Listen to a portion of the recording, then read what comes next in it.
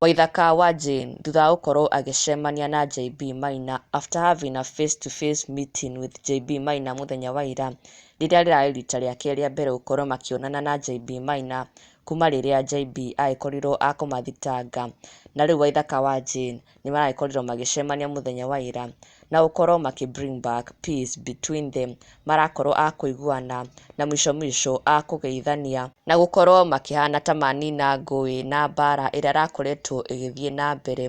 nĩ ũndũ wa thitango ĩno. Na thutha ũcio Waithaka wa Jane aragĩkorwo wa kũingĩra nenda-inĩ ciake cia ũkinyanĩria na kwarĩrĩria ndeto ĩno na kuumbũra maũndũ matiganĩte, na wa mbere agĩcokeria JB Maina ngatho cia mwanya mũno nĩ gwĩtĩkĩra gũcemania nake, nĩ gwĩtĩkĩra o makorwo magĩikara thĩ na kwaranĩria, na arakorwo akiumbũra atĩ it was a very successful meeting, na oho tu ndanauma o ũguo, nĩ araumire na mataro maingĩ mũno kuma kwĩ JB Maina.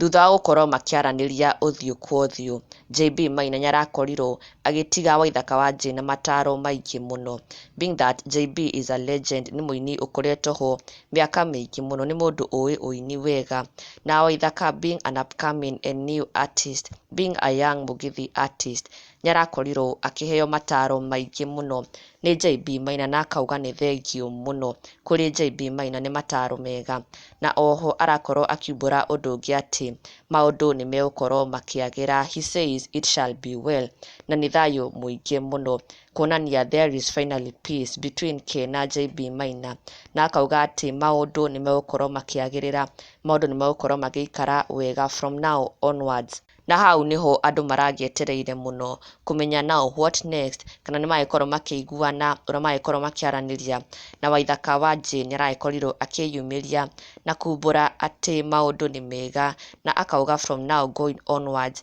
maũndũ nĩ megũkorwo maikarĩte o wega, mathiĩte ona mbere gũkorwo makĩagĩra, na hena thayũ between K na JB Maina, akiuga thayũ nĩ mũingĩ rĩu na maũndũ nĩ mega. Rĩu ona mafans nĩ maretia collab kuma kũrĩ Waithaka wa Jane na JB Maina, collab ĩrĩa marenda ĩkorwo a very major hit, nĩgetha ĩkorwo ĩgĩcement this new found relationship, ũiguano ũyũ wao nĩgetha ũkorwo ũgĩstick na maũndũ magĩkorwo magĩrĩire even in future. Mafans nĩ maretia collab kuma kũrĩ Waithaka wa Jane na JB Maina, na tũgĩeterere kuona kana nĩ megũkorwo magĩtĩka mwĩto wa mafans ao. Na ndũgakĩriganĩrwo gũ-subscribe for the latest and trending Kikuyu celebrity news. Never miss an update. Subscribe now.